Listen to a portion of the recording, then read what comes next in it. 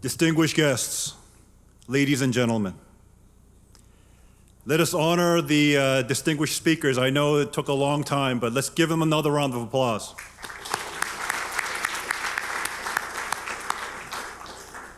It is my distinct pleasure and honor in welcoming all of you to the newly built Park One facility located here in Yeouido, the political and financial center of Seoul, for this very significant forum examining the vision for a free and unified Korea. Let us give special thanks to the distinguished leaders and policy experts who are contributing to these very important deliberations in person and through the virtual forum. Let's give them all a round of applause.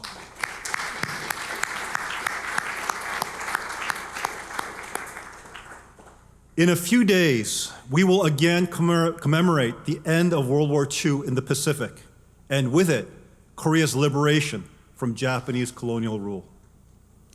It was a moment of great hope for the Korean people, who believed that they would finally be able to realize their historic aspiration of creating a model nation that was independent, united, and free.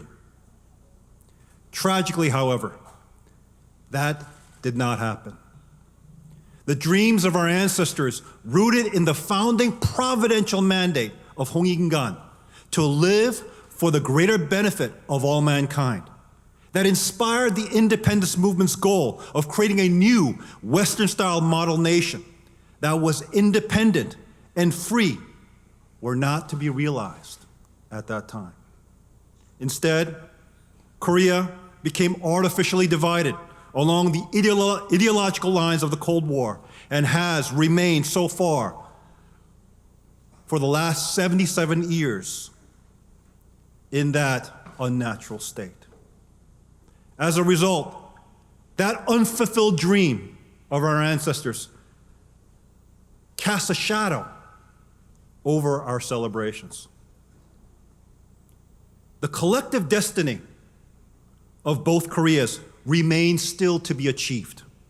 It is even more urgent today given the current volatile and threatening geopolitical circumstances in Europe and especially in this region.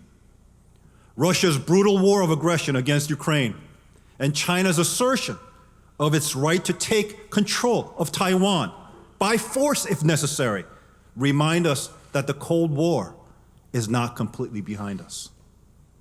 These confrontations stem at root from conflicting worldviews.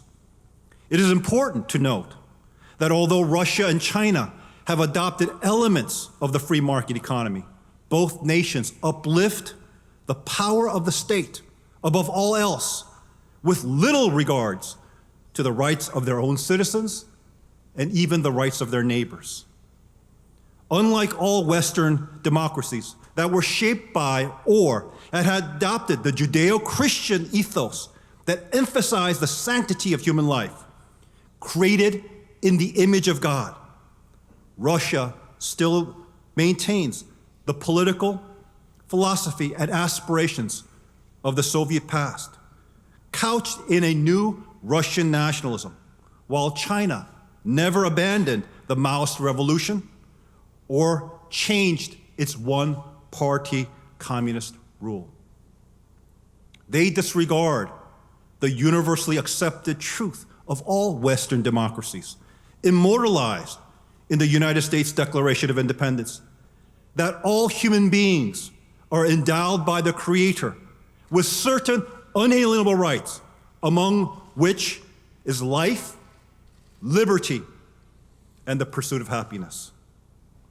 Most importantly, they fail to recognize that the main purpose of government or the state is to ensure that those rights and freedoms are protected and maintained for their citizens.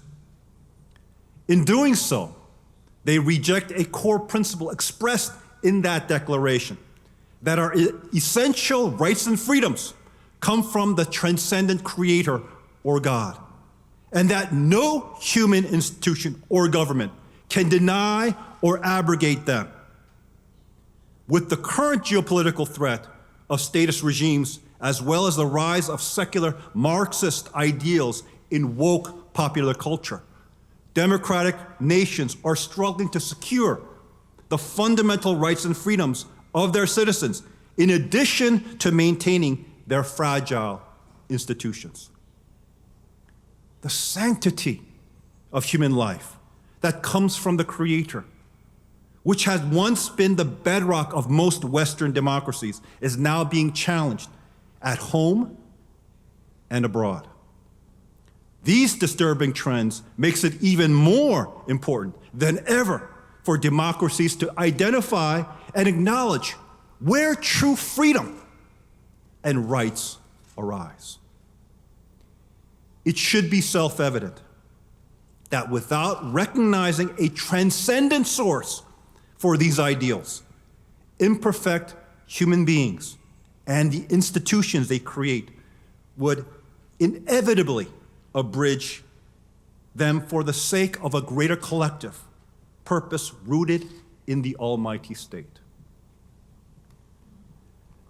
The founders of the United States and the authors of the Declaration clearly understood the limitations of humanity and its institutions.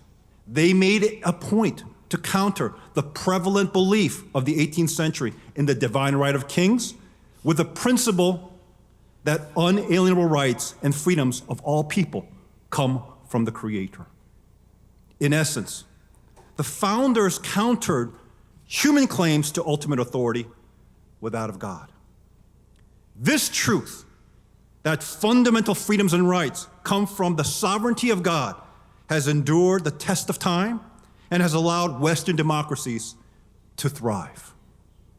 Without the acknowledgement of God's sovereignty as a source of fundamental rights and freedoms, serious problems arise. A good example is the UN's Universal Declaration of Human Rights that does not recognize the Creator as a source of those rights due to its creation during the height of the Cold War. Consequently, the United Nations cannot deal effectively with authoritarian and statist regimes that decide for themselves what rights and freedoms their subjects are allowed and what they are not allowed. The two Koreas represent the most extreme example of this confrontation between the democratic South and the statist dictatorship in the North. The DPRK is a nuclear-armed state whose leadership has sacrificed the well-being of its people to achieve that status.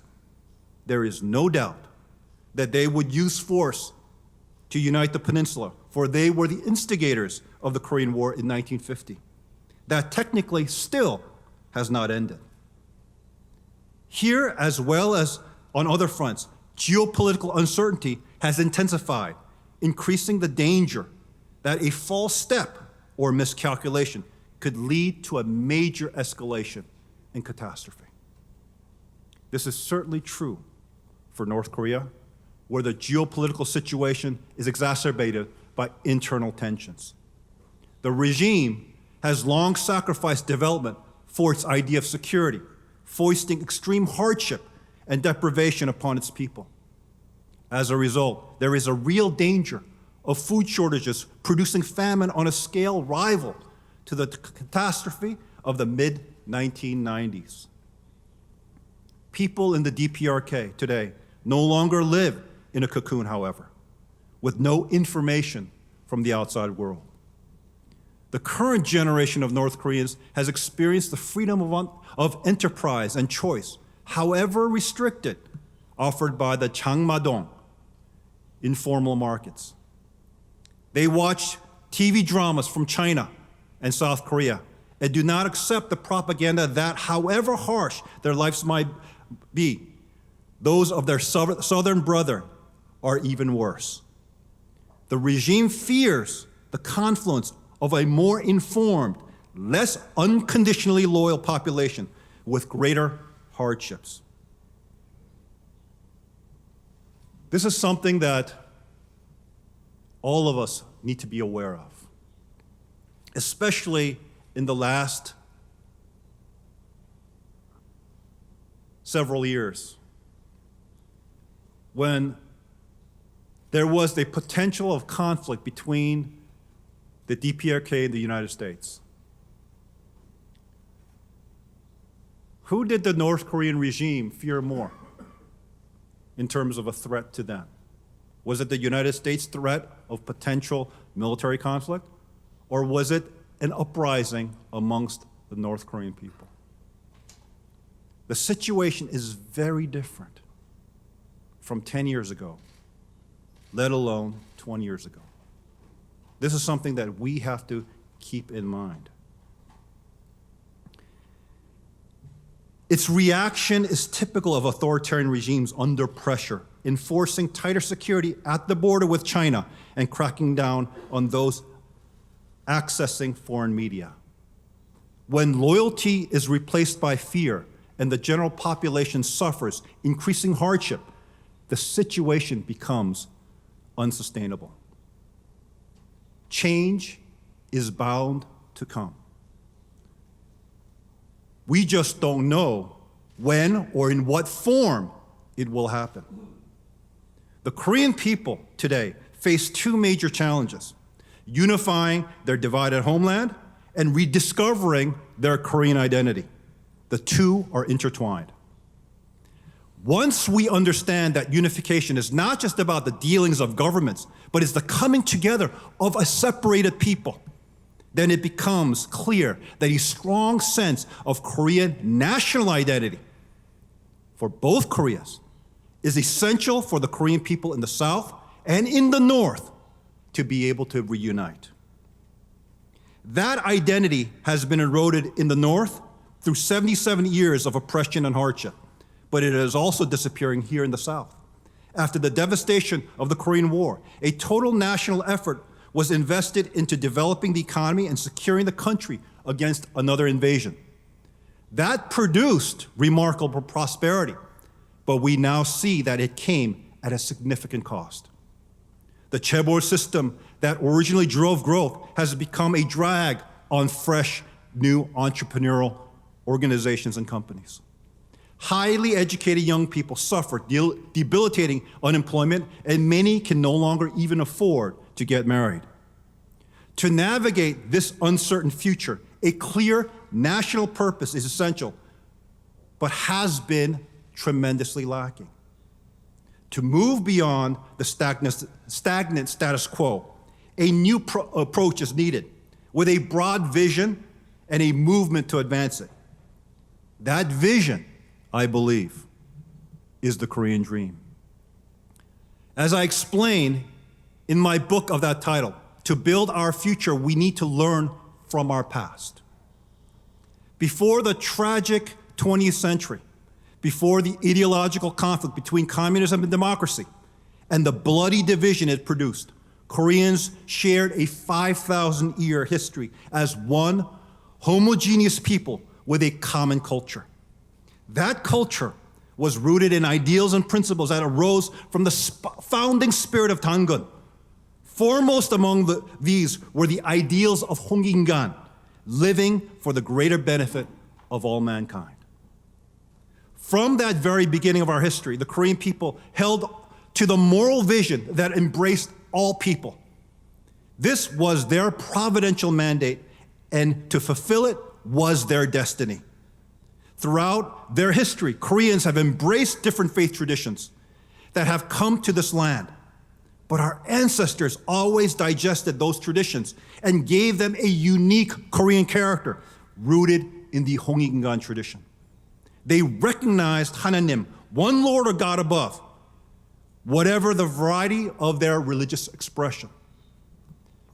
The Korean flag itself, the Taegukgi, is a lesson in the principle that sustained the harmony of the universe. It is an example of the spiritual character inherent in the Korean people across their history. This is the shared heritage of all Koreans, North and South, that transcends the current ideological, political, and national divisions. It is the root to which Koreans in both North and South must be reconnected to provide the vision and energy that can reunify a separated people.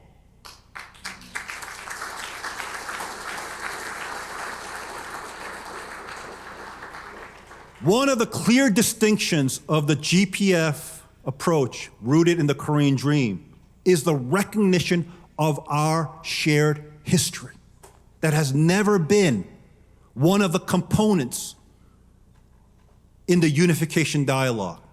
And I cannot emphasize this enough.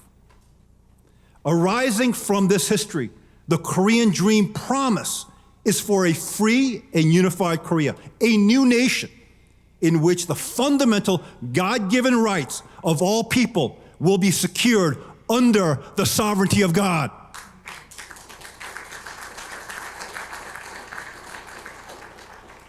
This resonates with the ideals of the 1919 Samil independence movement.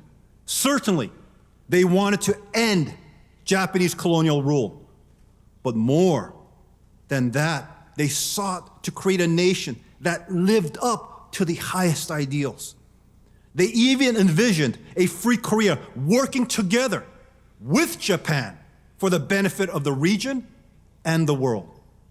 Here was the spirit of Hongik-ingan in action, and the aspirations of the nation united around it. The end of World War II brought the end to Japanese colonial rule that we celebrate in August 15th, just 2 days from now. It also brought the opportunity to create a free and unified Korea the Samil independence movement had longed for. UN mandated elections were to be held in 1948 across the whole country, but they never happened. Despite visits by Korean leaders from the South to persuade Kim Il-sung to work with them for a united Korea, he and his Soviet sponsors at that time declined to hold elections in the North. They were held only in the South, and shortly thereafter, 2 separate states were founded, a division that lasts till this day. The aspirations of the Samil independence movement remained unfulfilled. The separation of the Korean people has persisted far too long. The current status quo cannot endure. The situation on the peninsula is the final remnant of the Cold War and a dark legacy of former colonialism. It is long past time to unify the peninsula, and the Korean Dream is the way forward to forge a new and better future. The Korean Dream can inspire and motivate Koreans in both South and the North to reconnect with their unique identity and heritage in order to take ownership over our common future. At the same time, it offers North Korea the prospect of becoming part of a united and independent nation that enjoys great prosperity as well as fundamental freedoms and rights. Most importantly, it will safeguard the Korean homeland from an increasingly aggressive and powerful China and Russia.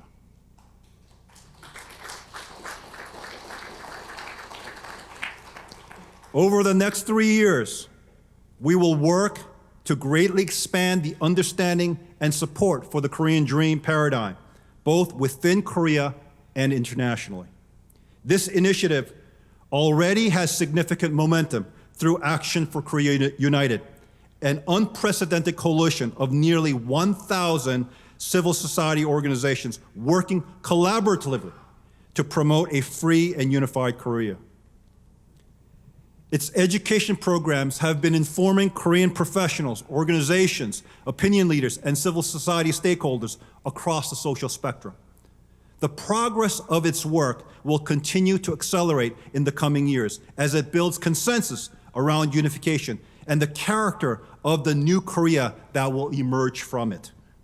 We will build broad support in South Korea and the diaspora around a national vision for peaceful unification based upon the Korean Dream. By 2025, the 80th anniversary of liberation, we will hold public rallies in towns and cities all over the South in support of a free and unified Korea, reminiscent of the Samil movement for independence more than 100 years ago. The Korean dream will galvanize the hearts of every Korean to realize our collective destiny and thus honor the legacy of our ancestors through seeing the hopes of our forefathers fulfilled. Such a powerful expression of solidarity behind a common vision led by the Korean people themselves instead of any government or political party will allow the South to bypass its hyper-partisan divide and let their brethren in the North know that they are not alone. And that we as the Korean people can make what the world deems to be impossible a reality. Amen?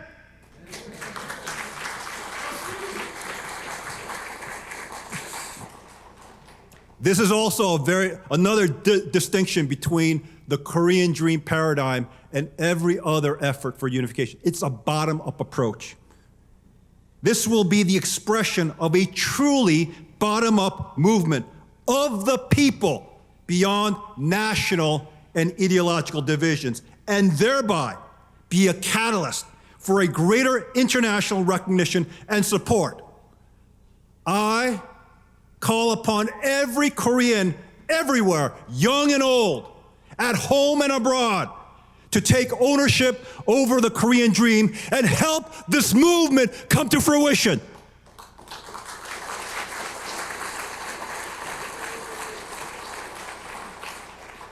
And for our foreign dignitary and friends, this is not just a call for Koreans, but all of you who believe in freedom and fundamental human rights, and the need for a divided people to come together as one.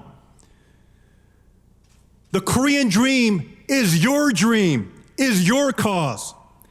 Becoming the providential instruments in creating a new model nation from the ashes of a divided peninsula that guarantees freedom and human rights in the most consequential region in the world, where statist powers are on the rise, is something that you can stop by owning the Korean dream. Amen?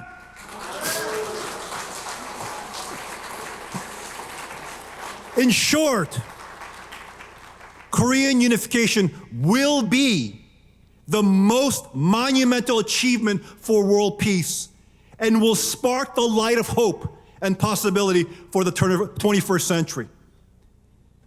In closing, let me remind you of the prophetic words of Genghis Khan. And I know that our Mongolian friend will know this quote very well. He said, if one person has a dream, it is but a dream. But if everyone shares in that dream, it will become reality.